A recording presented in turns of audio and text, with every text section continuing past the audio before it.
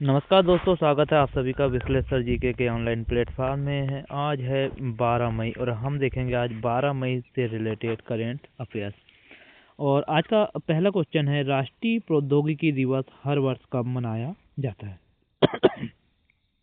तो प्रतिवर्ष 11 मई को हम राष्ट्रीय प्रौद्योगिकी दिवस के रूप में मनाते हैं। क्यों मनाया जाता है तो बात करेंगे। हर साल 11 मई को भारत राष्ट्रीय प्रौद्योगिकी दिवस मनाता है और यह दिन पोखरण में 11 और 13 मई 1998 को किए गए सफल परमाणु परीक्षण को याद करने के लिए मनाया जाता है। ठीक है। इन परीक्षणों को सामूहिक रूप से ऑपरेशन शक्ति का के नाम से जाना जाता है और इन्होंने भारत की तकनीकी और वैज्ञानिक क्षमताओं में एक महत्वपूर्ण उपलब्धि हासिल की और देश को एक परमाणु शक्ति के रूप में स्थापित किया। राष्ट्रीय प्रौद्योगिकी दिवस देश की अन्य कई तकनीकी उपलब्धियों में हुए प्रगति को भी याद करने के लिए मनाया जाता है। अगला प्रश्न है, दुनिया की पहली स्मार्ट डीप निगरानी प्रणाली किस देश ने शुरू की है? बहुत ही आईएमपी क्वेश्चन है। तो अभी हाल ही में एक देश है इक्वाडोर। इक्वाडोर देश ने पहली स्मार्ट डीप निगरानी प्रणाली स्थापित की है। ठीक है। तो ये एक द्वीप है जो कि इक्वाडोर के अंदर आता है, गेलापागोस द्वीप। जैव विविधता संरक्षण और पारिस्थितिक तंत्र की निगरानी के सुदृढ़ करने के उद्देश्य गेलापागोस द्वीप समूह के फ्लोरियाना द्वीप पर विश्व की पहली स्मार्ट द्वीप प्रणाली की शुरुआत की गई है। यह परियोजना फ्लोरियाना द्वीप पारिस्थितिक पुनर्स्थापन परियोजना के अंतर्गत आइलैंड कंजर्वेशन और फुंडासियोन जोकोटोको के सहयोग से विकसित की गई है। अगला प्रश्न है, मोस्ट इम्पोर्टेंट क्वेश्चन है, भारत के तीसरे चीफ ऑफ डिफेंस स्टाफ मतलब CDS के रूप में किसे नियुक्त किया गया है? ठीक है। तो अभी हाल ही में NS राजा सुब्रमणि को यहाँ पर नियुक्त किया गया है CDS के रूप में। इनकी डिटेलिंग देखें तो NS राजा सुब्रमणि को भारत सरकार ने जनरल NS राजा सुब्रमणि को भारत का तीसरा चीफ ऑफ डिफेंस स्टाफ नियुक्त किया है। उन्होंने 2026 से इस पद की जिम्मेदारी संभाली है। आगे और बात करेंगे इनके। तो ये CDS जो है, ये CDS का पद होता क्या है?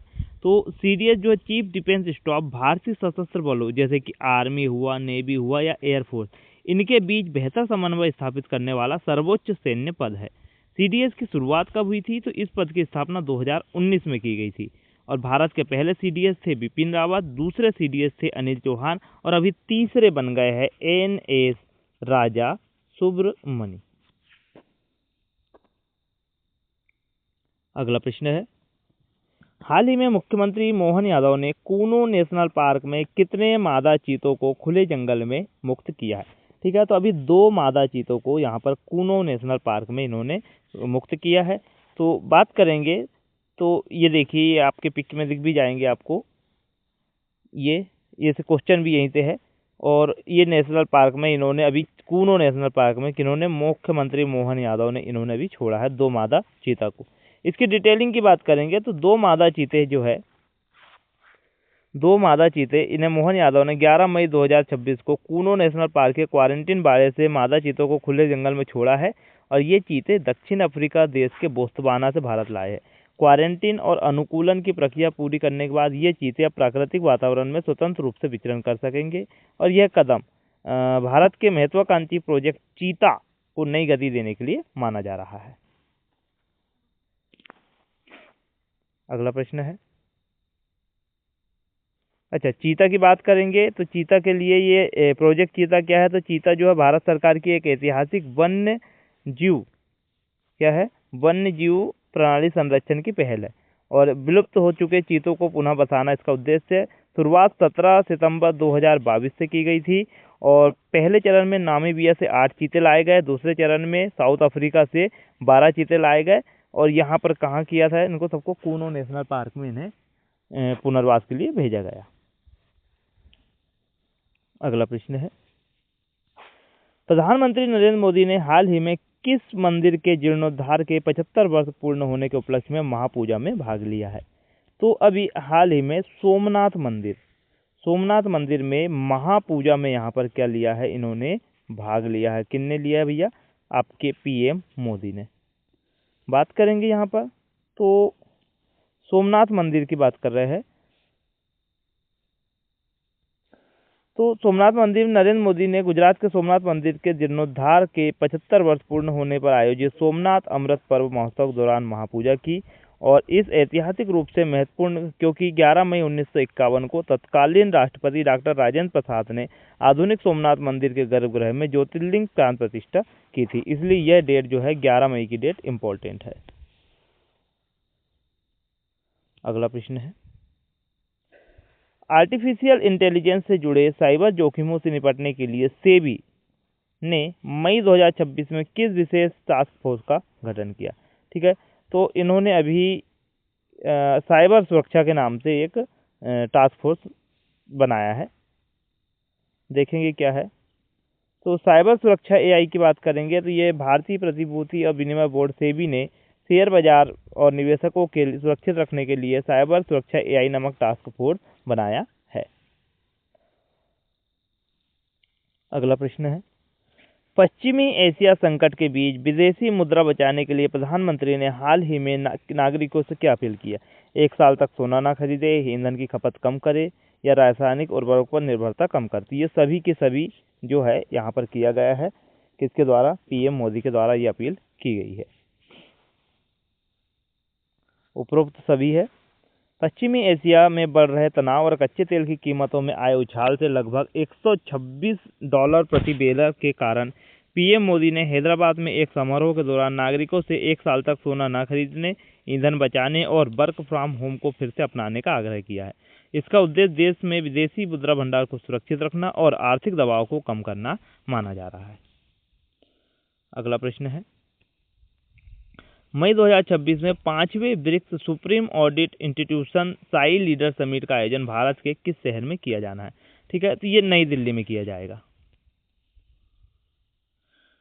बात करेंगे तो भारत की अध्यक्षता में नई दिल्ली में ब्रिक्स देशों के ऑडिट संस्थानों के प्रमुखों की बैठक हुई। इसमें सार्वजनिक धन के पारदर्शी इस्तेमाल और सरकारी ऑडिट में आधुनिक तकनीक जैसे कि डेटा एनालिसिस के उपयोग पर भी चर्चा की गई है।